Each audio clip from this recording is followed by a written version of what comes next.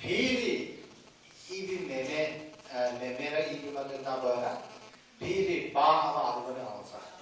बाआमाहरू पनि आएर चाहिँ त्यस्तै कुराहरू पोख्ने त्यसको माथि बाआमाहरूले के भन्छ भनेदेखि अब हामी पहिला त धेरै मिलेको थियो बाआमा दुईटै त्यो यो युवा युवती हुँदाखेरि यताउता मन पसन्द भएर धेरै लाफ भन्छ नि लभ इङ्ग्लिसमा धेरै माया त्यो थियो अब बिस्तारै बच्चाहरू भएको कारणले घरको समस्या भएको कारणले अब आजकल चाहिँ अब कराउने जुत्ने त्यसो गरेर चाहिँ धेरै अनि कस्ता प्रब्लम धेरै दुःख समस्या भएको छ भनेर त्यस्तो कुरा पनि बोक्ने रहेछ त्यस्तो हुन्छ रहेछ फेरि बच्चाहरूले पनि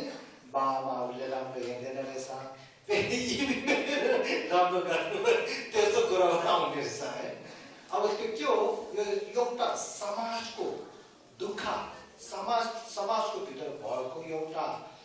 कसो रे दुःखीको एउटा कहानी हो हैन यो अनि समाजको भित्र भएको एउटा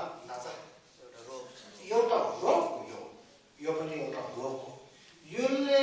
हामीले हटाउनु पर्छ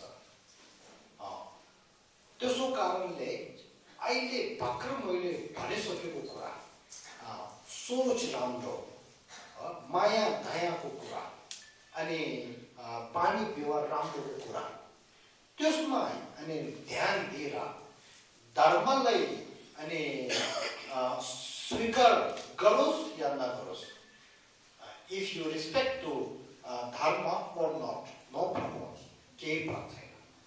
अब पहिला हामीले एउटा जनक हामी एउटा मान्छे भएको कारण मानव भएको कारणले चाहिँ हामीले अनि आफ्नो बस्ने ठाउँमा आफू जहाँ आफू बस्छ त्यसमा फ्यामिलीको भित्र समाजको भित्र हाम्रो त्यस्तो रोगहरू चाहिँ नआउनुको लागि हामीले पहिला त्यो पानी व्यवहार राम्रोमा सबैले ध्यान दिनुपर्छ त्यो भयो भनेदेखि अनि समाजको ठुलो एउटा रोग चाहिँ हामीले हटाउन सक्छ अब त्यसको माथि हामी एउटा बुद्धको चेला भएको कारणले बौद्ध भएको कारणले त्यसको माथि धर्मबाट बुद्धले भनेको कुरा राम्रो कुराहरू फाइदा भएको कुराहरू हामी एउटा मान्छे मात्रै नभएर समाजलाई फाइदा हुनेको कुरा जीव जन्तु सबैलाई फाइदा हुने कुरा त्यो धर्म सुनेर त्यो चाहिँ हामीले अभ्यास गर्नु सक्यो भनेदेखि त्यसको माथि त्यो थाप्नु सक्यो भनेदेखि झन् हाम्रो समाजमा राम्रो हुन्छ त्यसको कारणले चाहिँ हामीले पहिला के भन्न चाहन्छौँ भनेदेखि हामी एउटा मानव जीवन हामी एउटा मान्छे भएको कारणले पहिला चाहिँ अनि आफ्नो मन माया दयालाई धेरै ध्यान दिनुहोस् त्यो सँगै कर्मदेखि अनि अरूलाई हान्ने नराम्रो कर्महरू चाहिँ जहिले पनि नगर्नुहोस् अनि हामी त्यसो नगर्नु त्यसको माथि अरूलाई जति फाइदा हुनेछ त्यो कर्महरू कुशल कर्महरू चाहिँ अनि गर्नुहोस् त्यस्तो भयो भनेदेखि हामी त्यो राम्रो हुन्छ भनेर अनि यो चाहिँ भन्न चाहन्छु अब यसमा ल त्यसो भए हाम्रो समाजभित्र त्यस्तो नराम्रो रोगहरू चाहिँ हटाउनु लागि के उपाय छ भन्यो भने त्यसमा चाहिँ मैले खास 4 र 5 उपाय देखेको छु त्यो कुरा चाहिँ पहिला राख्छु अब एकमा चाहिँ हामीले के चाह्यो भनेदेखि पहिला हामीले धर्मको कुरा चाहिँ पहिला छोडेर पहिला हामीले चाहिँ यो बानी व्यवहार राम्रो भनेको कुरा चाहिँ के हो भनेर पहिला यो थाहा हुनुपर्छ बानी व्यवहार राम्रो भयो भनेदेखि के फाइदा छ बानी व्यवहार राम्रो नभयो भनेदेखि के दोष छ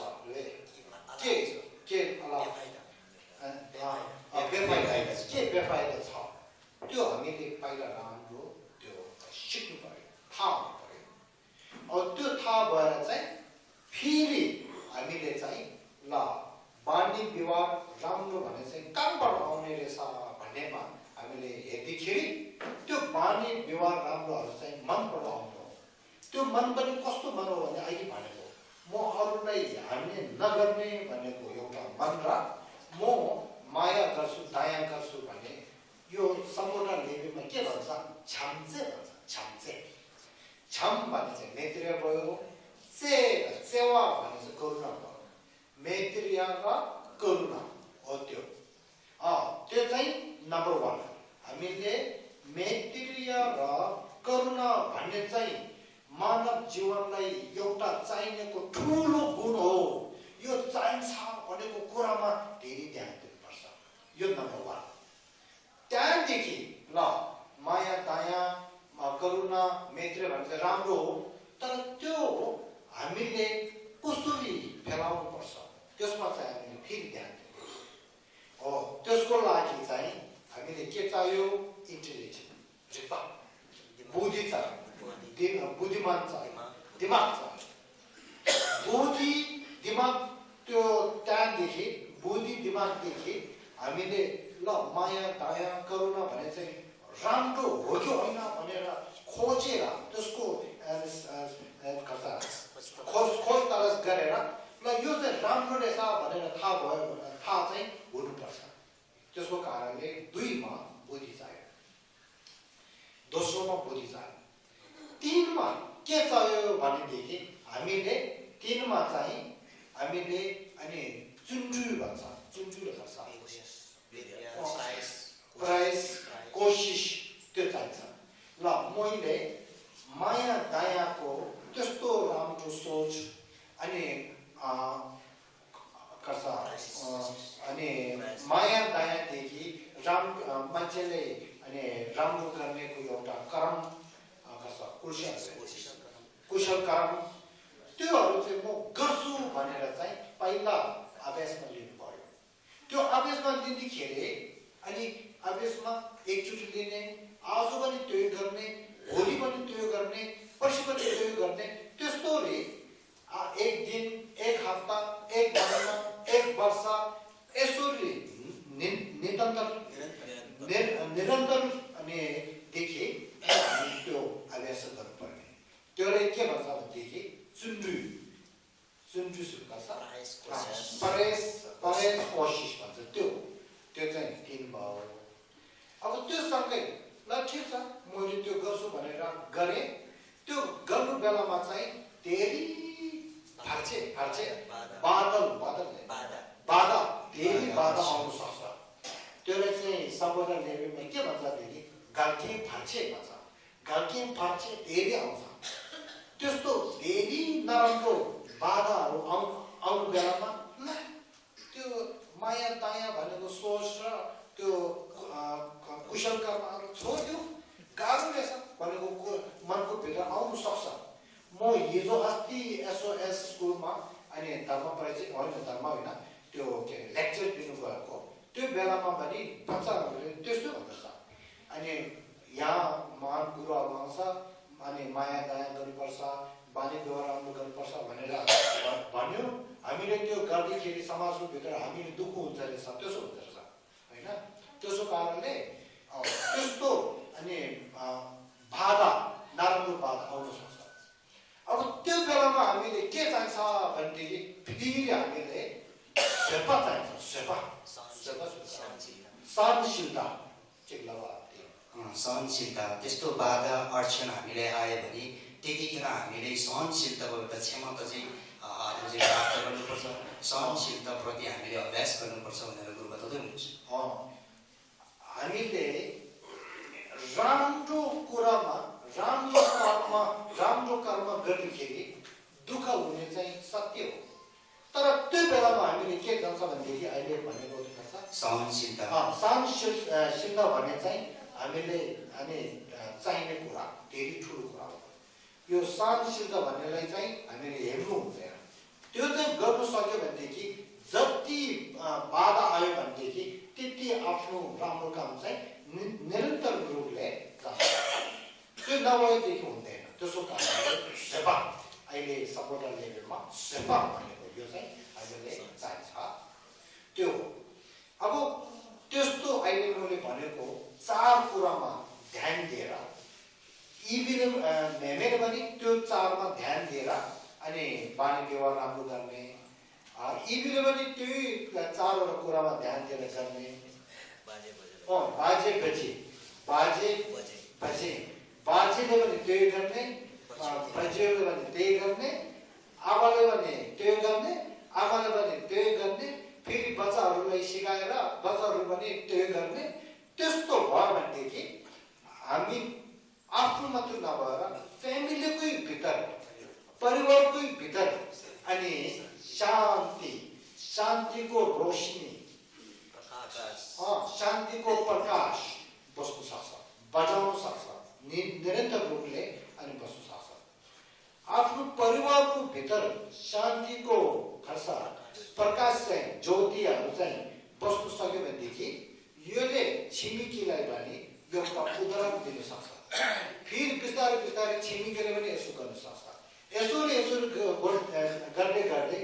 समाजको भित्र अनि शान्तिको प्रकाश बस्नु सक्छ यस्तो गरेर अनि वर्ल्ड पिस विश्व शान्तिको लागि विश्व शान्ति भने चाहिँ यसोले आउने हो है एउटा क्षेत्र बनाएर विश्व शान्ति हुन्छ एउटा गुम्बा बनाएर विश्व शान्ति हुन्छ बाहिर चाहिँ जति तपाईँले क्षेत्र बनाओस् गुम्बा बनाओस् आफ्नो मनको भित्र नराम्रो मात्र सोचेर बसेदेखि विश्व शान्ति भन्ने चाहिँ कुरा मात्रै हो काममा लाग्ने केही छैन एक मान्छेले दुःख गरेर आफ्नो मनको भित्र पहिला अनि शान्तिको अनि प्रवेश शान्तिको प्रकाश चाहिँ ल्याउन सक्ने त्यहाँदेखि बिस्तारै परिवारले गर्न सक्ने बिस्तारै अनि समाजले बिस्तारै वर्ल्डको भित्र भएको यो जम्बुद्वीपको भित्र भएको सबैले गर्यो भनेदेखि बल्ल त्यो आउँछ नत्र यहाँ एउटाले विश्व शान्ति हो भनेर गुम्बा बनाउँछ क्षेत्र बनाउँछ उतापट्टि चाहिँ फेरि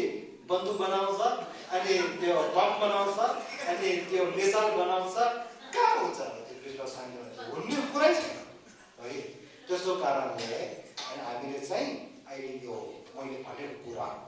मानव जीवनलाई चाहिने धर्म मान्नु यो नमान्नु केही फरक छैन चाहिने कुरा यो चाहिँ बानी व्यवहार राम्रो चाहिने चाहिँ धेरै ठुलो कुरा हो भनेर त्यो अब यहाँ यसमा अहिले यो के अरे नम्बर 1 पर्वत खसा प्रथमको कुरा एउटा चाहिँ यति राख्छ अब दोस्रो कुरा चाहिँ के भन्न चाहन्छु भनेदेखि अब बुद्ध धर्म भन्ने चाहिँ कसरी आएको कसरी भएको यो बुद्ध धर्म चाहिँ बिस्तारै कसरी फैलाएको बुद्ध धर्म चाहिँ अहिले कस्तो स्थितिमा पुगेको छ त्यो कुरा चाहिँ